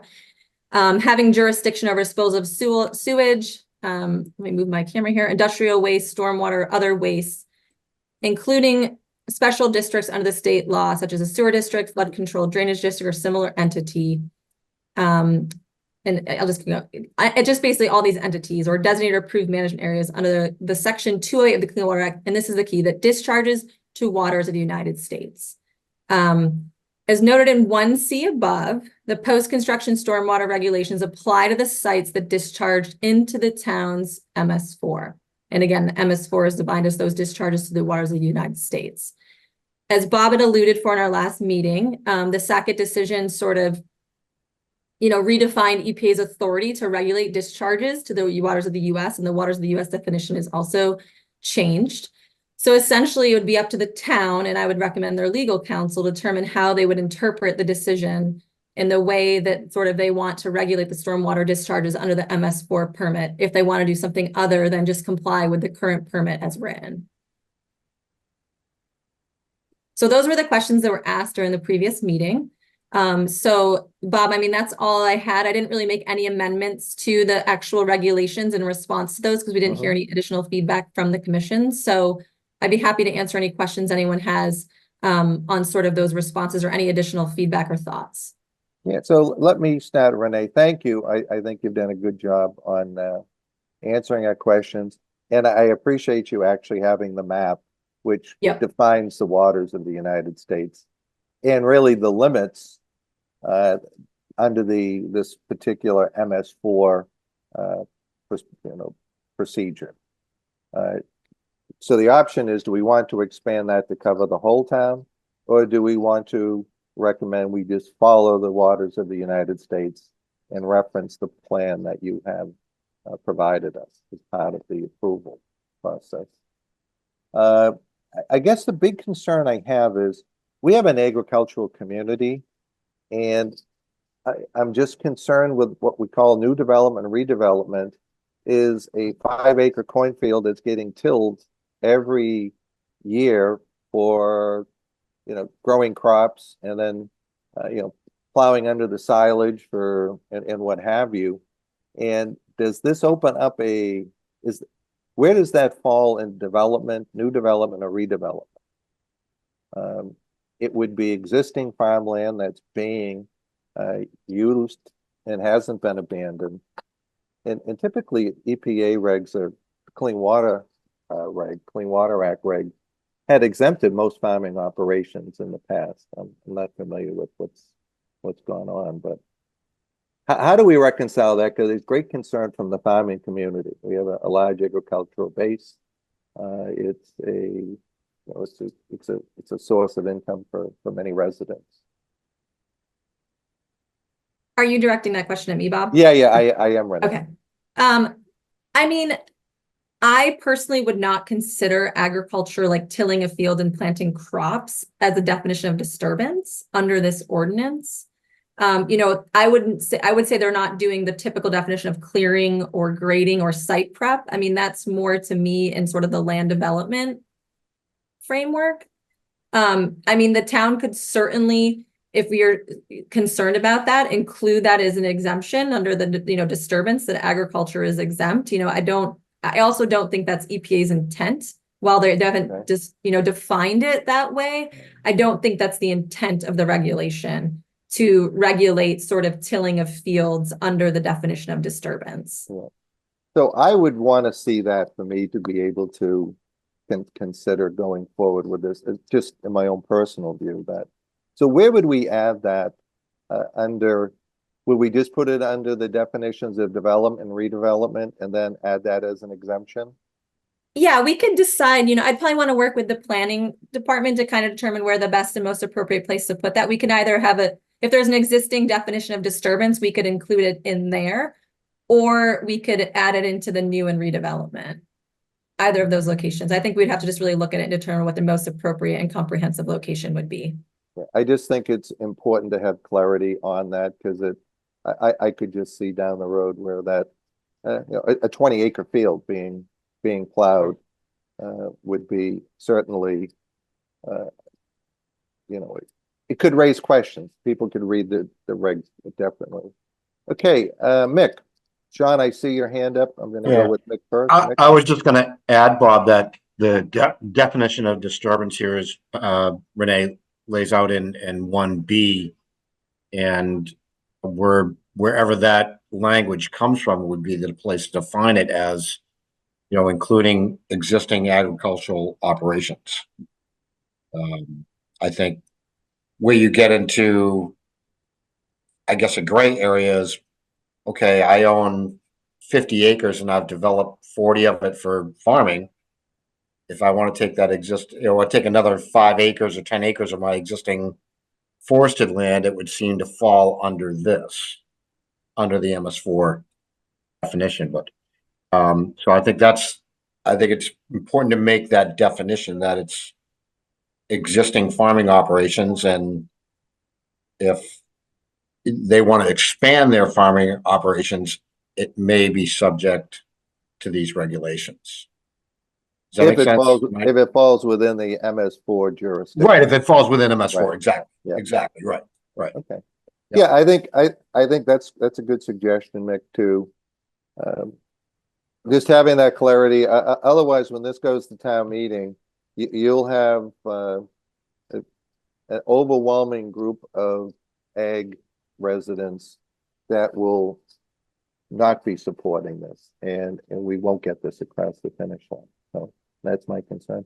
Sean, you had your hand up. What would you like to add, my friend? Yeah, so I just wanted to add in a clause in here that might add something because all right, so in the town bylaws in section 87 subsection 4,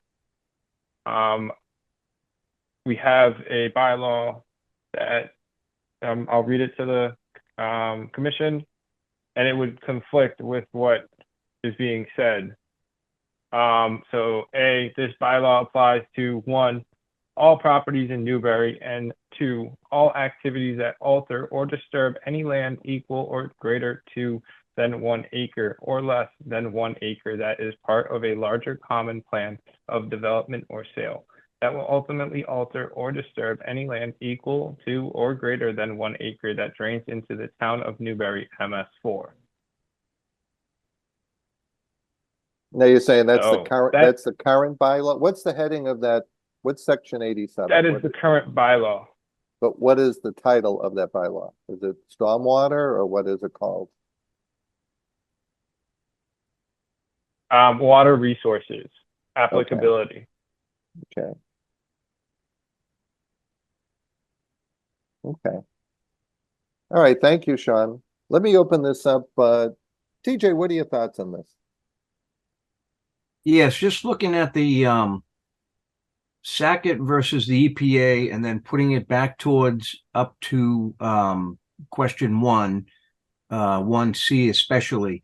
The post-construction stormwater regulations would apply to all new development, redevelopment sites that disturb 1 or more acres with discharge into the town's MS4 at a minimum. But what if somebody did a project where they handled privately the sewerage and stormwater, and would they be exempt from this, or is that a loophole that has been closed somewhere else? Renee, why don't you answer that? Now, TJ, just to qualify, Yeah. you saw the limitations on the map that was where MS4 actually has jurisdiction. That's the minimum jurisdiction that's before us tonight. Minimum. We have the question before us, do we want to expand that beyond? Correct. that? But So if we did expand it beyond and there were areas larger, whether it is farmland or other open areas, and they did a private system for, maybe condos or 55 plus communities, and they handled everything privately, is that included in here, or is that exempt? Renee, do you have a? Yep, The- so Impervious part of it would not be exempt from site plan review. that's correct. So they would have to meet the water quality new development requirements under the stormwater ordinance, if they were private development. If we made it townwide, sort of the discharge into the town's MS4 would potentially be removed, and it would really just be Right. any projects that meet the new development or redevelopment criteria would have to be required to So comply the other, with the new development and redevelopment. okay, so that would be triggered from the other part of the equation. Of just new development in general. Yes, yes. And I will say that, there's not to muddy the waters here more, but the current, many of you are probably aware the wetland regulations have new amendments before them. And they're really to provide some consistency between the MS4 permit and the state requirements. So I do think that even if it's not an MS4 district, wetland regulations coming up may be very similar to what we're dealing with here today as well. But that's in the future, whenever those get approved, if they get approved. Okay, Anything else, TJ? no, that's it. Okay, thank you. Woody, what are your thoughts on that? Well, the few questions I had about the agricultural end of it have been answered. I have just one request that, could we look at the map again while we're discussing and talking? I'd just like to see the map for a moment again. In the area that you're talking about is in the hashtag, the red. That's correct. There's a section in Byfield over here on the left, and then a small section sort of in the center of the diagram as well. Okay, thank you so much. Yep. Okay, anything else, Woody? No, not at all. Thank you, Bob. Okay, Fred, what are your thoughts on this? Yeah, yes, Mr. Chair, I think a lot of that has been covered. I echo your concern about the agricultural aspect of this. One question, and thanks, Woody, for asking for this map to be put back up here. If I recall correctly, the TOD that was recently approved at the town meeting falls within these. At least one of them does. Is that not correct? I think actually two of them probably do. Only two, the one in Byfield and the one in Newbury. The one on Right. Hanover Street, yeah. So would they be exempt from this? And second part of the question, to TJ's original question, even if it is a private sewer system, i.e. a septic system with a leach field, the leach field eventually gets into the groundwater, and one could argue that that goes to the waters of America, of the United States. So, Well, you this get is- Title V is going to cover, you know, all private disposal systems. Right. I think the big thing is, remember, this is one spoke in a big wheel. Got it. We have Title V, we have wetland protection, we have a wetland bylaw, we have subdivision control, we have site plan approval. And each layer has overlapping jurisdictions. And I mean, I think the one thing I don't like, we have a gun to our head to get this done by June 30th. And I think that from my perspective, we should meet the minimum standard, because we can always expand upon this. Bylaws can be updated, improved. And when we agree that we're going to follow an MS4 regulation, that's subject to current regulations and future regulations, which we have no control over. And as that regulation changes, the jurisdiction can. So I'm not a big fan personally of expanding beyond what this plan shows for jurisdiction on MS4 regulation. Considering all the other overlap that I mean, you think about all the overlap we have now between ZBA, state building code, how they all interact, wetland protection, site plan review. It's a collage, it's a steak sandwich for consultants is what this becomes at the end of the day. But thank you, Mr. Chair. No other questions. Okay, Mick, what are your thoughts on this?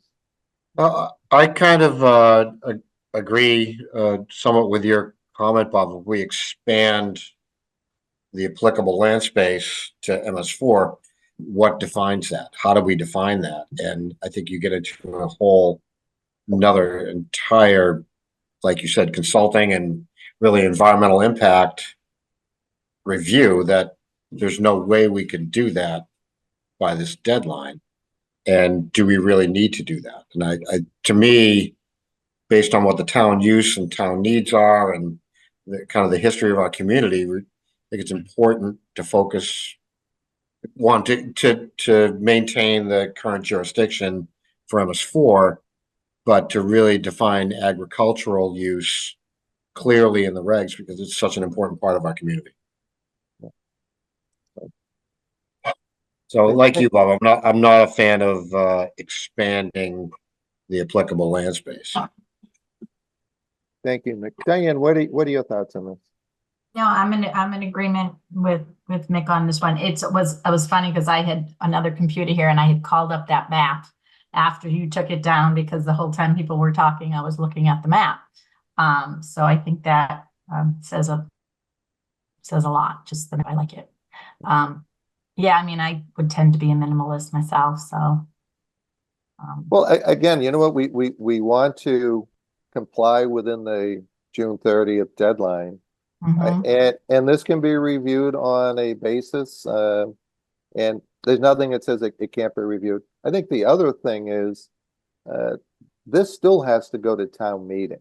Yeah. So we're approving a draft of a regulation that is then going to have to go to town meeting as a warrant article and be approved by, I forget, you know, that's a good question. Renee, does this require a simple majority or a 2/3 vote like zoning? So I think there's two things. There's the bylaw, but there's also the ordinance. And my understanding, and Sean, you can correct me if I'm wrong, was that we were voting on the ordinance tonight that the conservation could approve to amend, and then we would still need to revise the bylaw before town meeting next March. Yeah, yes, Renee, you are correct. These are the ordinance, and the town bylaws have to be voted in. So it's a two-part process. So I guess my question still is, on the bylaw, is this treated as zoning, which requires a 2/3 vote? Or is it just a simple majority? So this isn't voted on, this is voted on the commission? No, For the no, no, no, ordinance? I'm asking a general question, on a bylaw approval at town meeting. Is this come under zoning? Is it being treating as a zoning ordinance, which requires, as I recall, a 2/3 vote? Or is it just a bylaw ordinance that's gonna require a simple majority? I think that the bylaw change is just a site plan visit, that it be coordinated with all the parties involved. Yeah. Okay. Understanding. Yeah, so Renee, I think the consensus I'm hearing, and please members jump in, is that we will entertain voting on this tonight, but there has to be an exemption in the appropriate place for typical farming operations, which is fields that are in use regardless of size. As long as they're not changing its current use or adding impervious surfaces or clear cutting, has to be included. And this plan that we're looking at be referenced as the extent of the MS4 regulation jurisdiction. Okay, understood. Okay, does that make sense, everyone? So what do we do about the conflicting bylaw? Well, we're going to address the matter that's before us. Bylaw has to be addressed at town meeting. Yeah. It has to be done as a warrant article. No. At the current bylaw, 87-4. We can't, we're approving an ordinance tonight. Okay, and then the bylaw will have to be adapted. We have to adopt a bylaw for this, and that's going to be something town council is going to have to clean up. This is step one, Sean, of a multi-step process.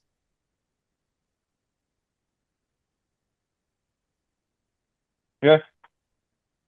Okay, TJ, are you okay with adding the farming exemption with clarity on typical farming, planting, Absolutely. tilling? Yep. And limiting this particular jurisdiction to the plan that we're looking at?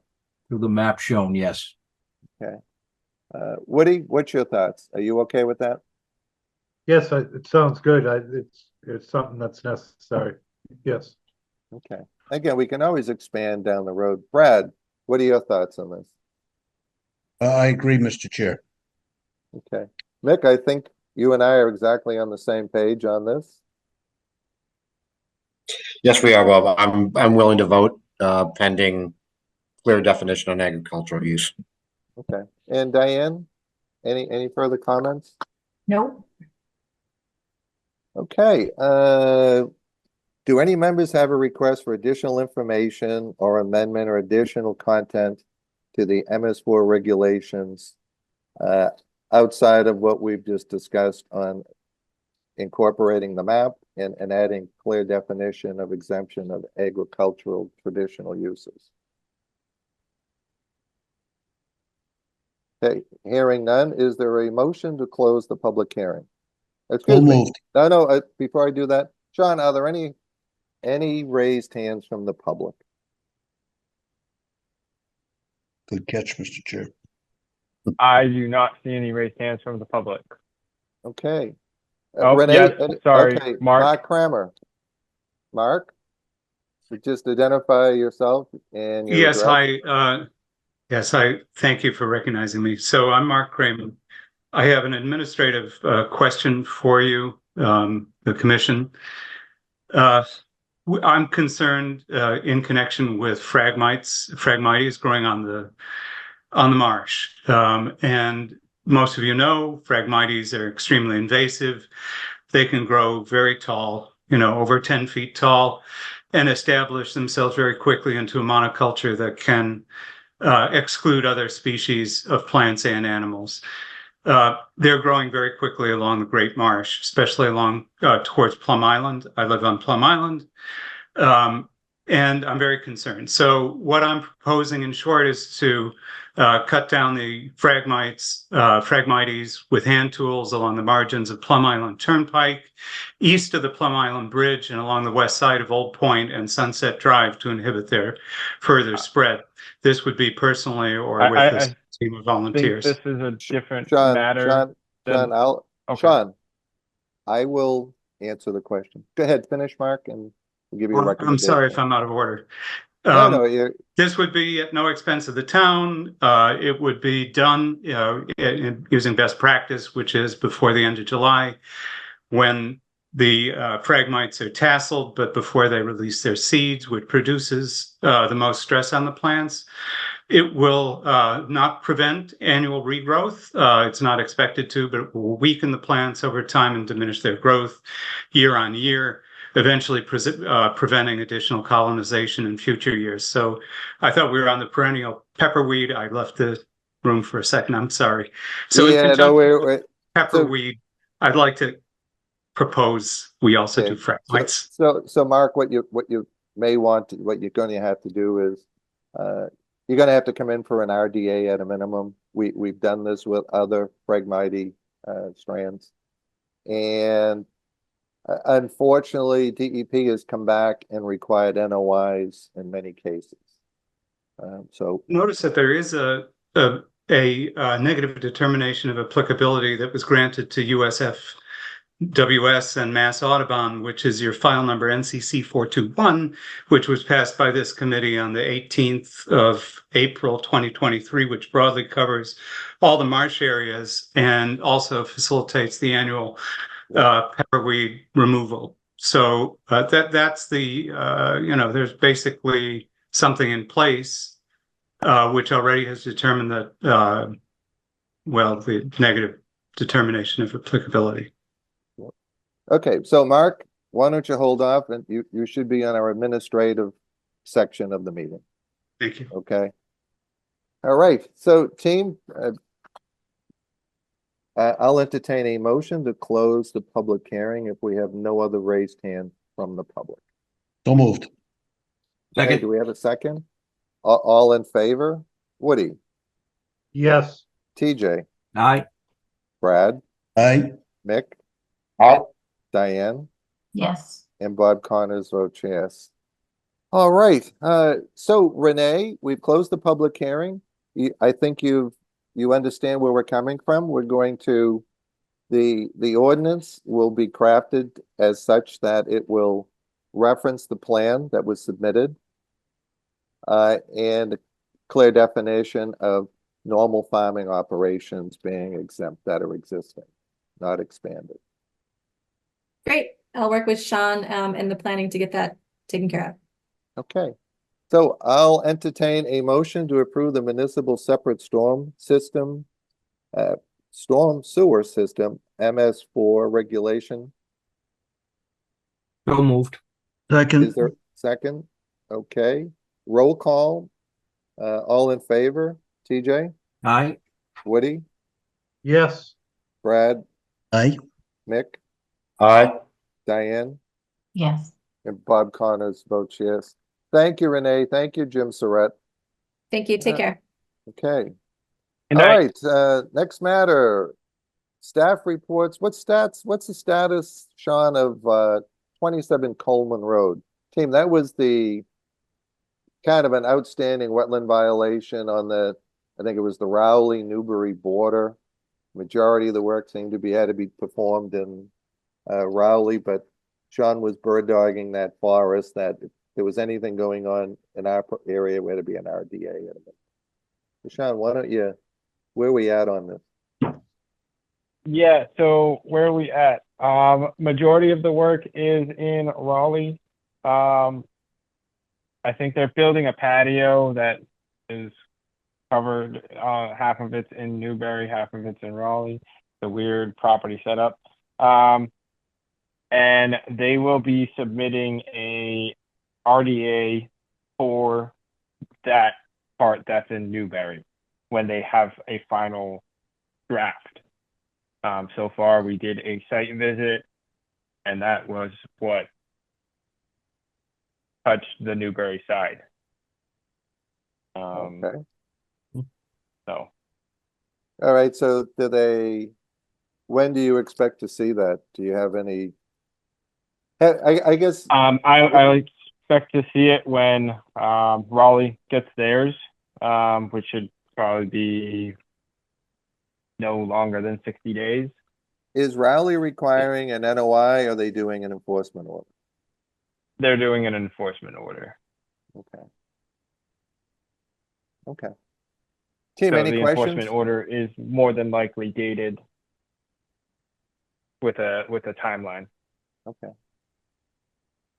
Any questions, team? I think this was just more of an update on this matter. Yep, it's just an update.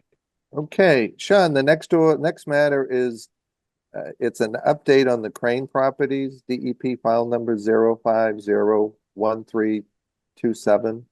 What I'm not familiar with this. What's that about?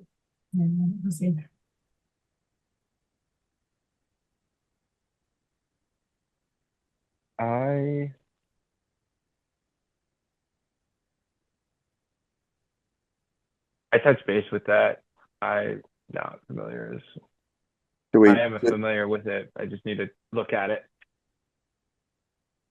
Okay. It's a lot on the meeting. Anything we need to address? Okay, so yeah, so that is, sorry, yes, that is 68 Green Street. They send periodic updates from Norse Environmental about 68 Green Street development, and those are for the month of May into June.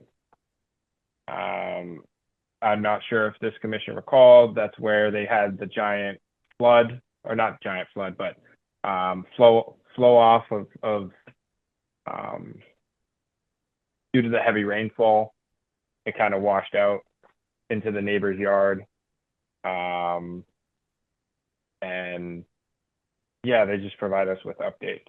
So okay. So that's an existing order of conditions covering that scope of work, and this is just the monitoring reports? Yes. Okay. Okay, any questions on this one, team? No. Diane? Just looking at the reports, they're saying that on their last one that they're requesting to stop inspections. So does that mean they're going to stop sending reports? Yeah, they're almost done with the project. I was just there sorting something, or the town was there addressing some stormwater issues regarding neighbors, and they are nearing completion to the planting phase, monitoring phase. I think when they file for certificate of compliance, they will not have to file any more reports. But until that happens, I don't see too much change on that. But okay, perennial pepperweed pulling. Mark, so there was something that came up. There was a post on, I think, Plum Island next door, about a pepperweed pulling party over the weekend on the island down around the basin. Sean, what was that all about? I read that. Yeah, so it was a group finally using their I want to say RDA with a list of properties that are available for treatment. And I wanted to keep the commission updated on it and let them know that this is going on. So that was covered under the U.S. Fish and Wildlife blanket RDA negative finding we gave them. Were these site specific to these properties though? Because I just don't remember anything being north of Plum Island Turnpike. So I'll share my screen here, and these are the approved parcels. This is one page, and there's two. Jesus. Is there a plan? Is there a locust plan of what, As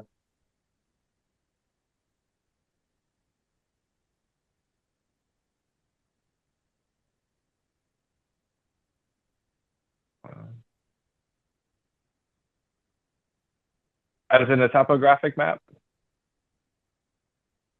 is there a plan showing the locations on a site plan? I thought there Yes. was one. We just looked at that. But it's it's vast, just as that list was.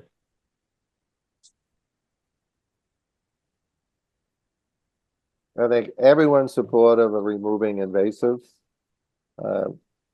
I guess it's the oversight and who's doing the work is usually the concern at the Department of Environmental Protection. Let's see, So these are it's trained by the refuge. And they do provide bags for the cleanup. Can you zoom in on that? If you can see my screen here. Can you zoom in on that, Sean? I'm more curious about the basin area. Okay, so they're identifying all around the basin.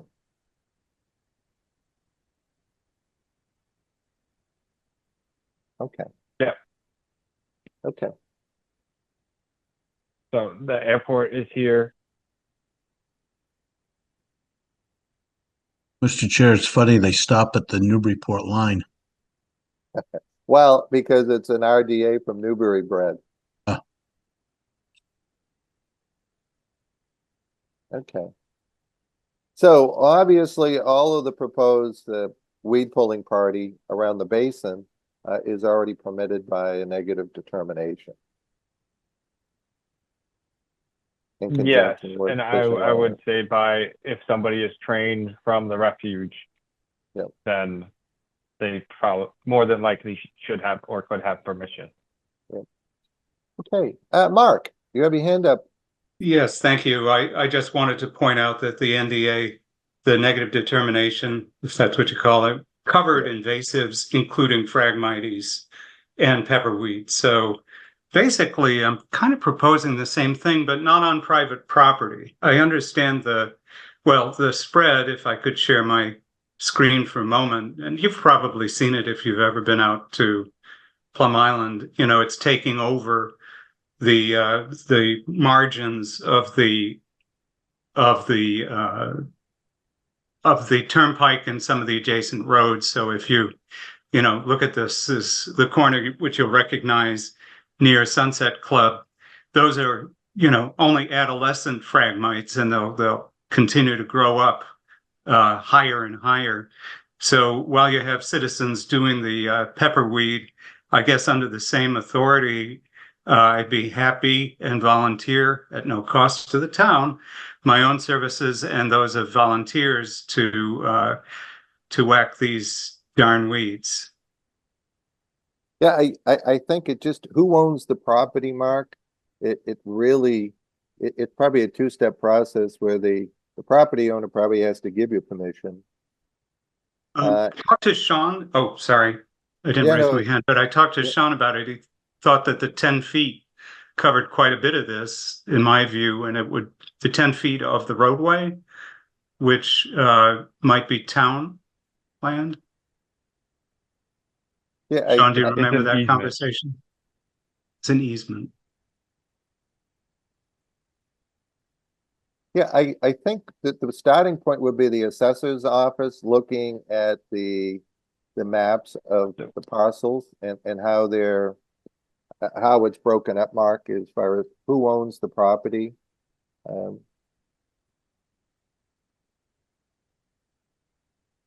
And actually, what might be the cleanest way of doing this is talking to Fish and Wildlife and see if they'll come back and want to expand their RDA to cover this.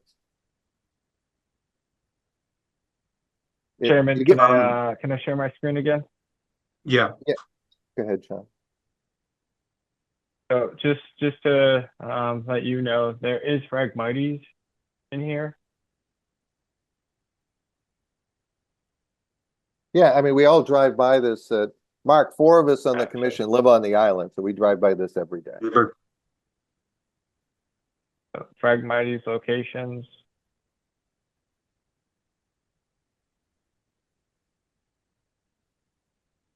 So So that's what they have identified as in their RDA.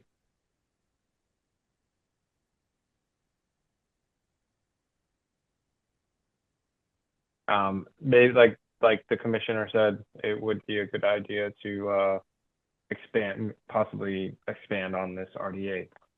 It might be the easiest way, Mark, to address the concern is to see if we can get them to expand their jurisdiction now. What we've had happen in the past, Merrimack Valley Planning had proposed doing Phragmite removal. We issued a negative finding and the department intervened and required a notice of intent. When U.S. Fish and Wildlife came back with the same plan, the supremacy clause, I guess, U.S. Fish and Wildlife is, giving a heads up of what they want to do, but no one can really say no to that. And so we approved the RDA, gave them a negative finding, and the department did not intervene and require an NOI. So, Diane, you have your hand up. I just had a question. When Sean was just showing those maps, are we sure that Mr. Kramer's area is not on those maps? Like he went through them so quick I couldn't see. I was trying to figure out if maybe the Phragmites are there, and then they would be included. You know what? You know what, Mark? I'm going to suggest you reach out to. I think it's Mark Hillman, is the director out at the refuge, and he may be able to put you in contact with who's running this particular program for them, and you see what can be done that help fast track this. Certainly the commission and the members here are not opposed to, to removing invasives. Right. But again, we push paper, sadly, we got to follow the process. So, Mr. Chair, I believe his name is Matt Hillman. Is it Matt Hillman? Yes, sir. Okay. So Mark, I would make a suggestion to start there.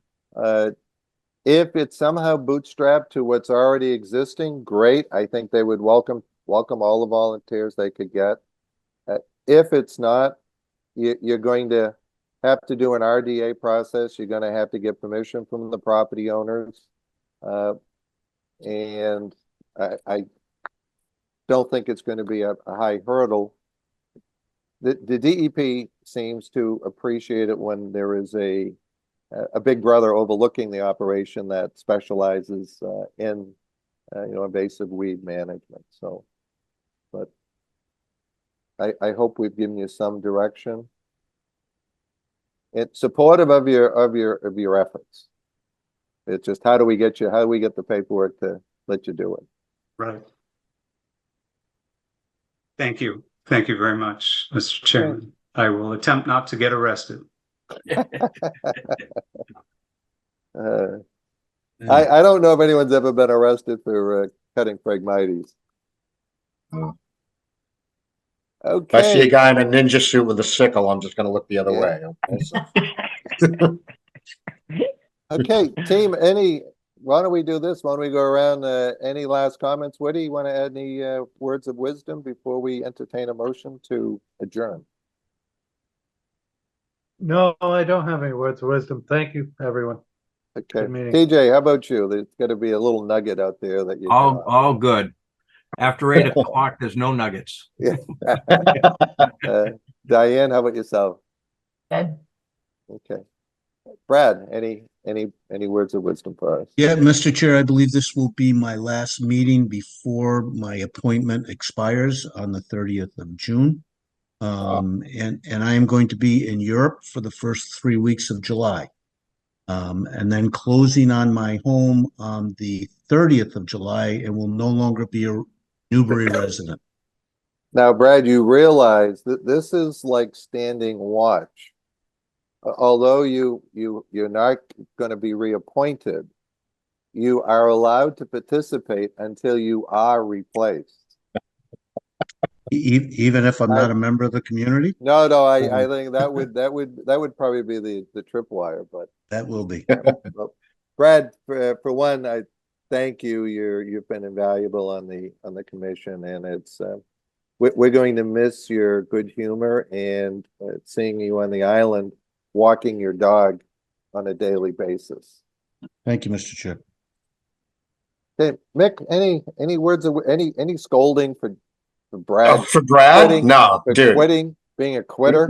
We go back a few years, and Brad wrote me into this. You kidding me?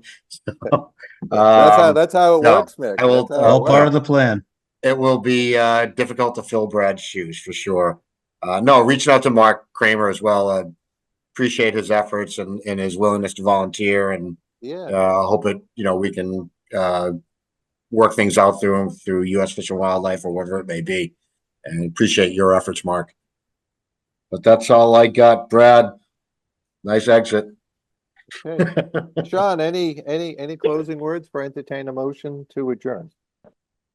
I think tonight's meeting was shorter than what the agenda showed, and I think you can adjourn the meeting. Okay, I'll entertain a motion to adjourn. So moved. Second. Okay, all in favor. TJ, Woody, Aye. Brad, Yes. Mick, Aye. Diane, and Bob. Aye. Thank you guys. Thanks everyone. All Thank right. you, Sean. Have a good night, Bye, everyone. everyone. Bon Bye. voyage, Brad.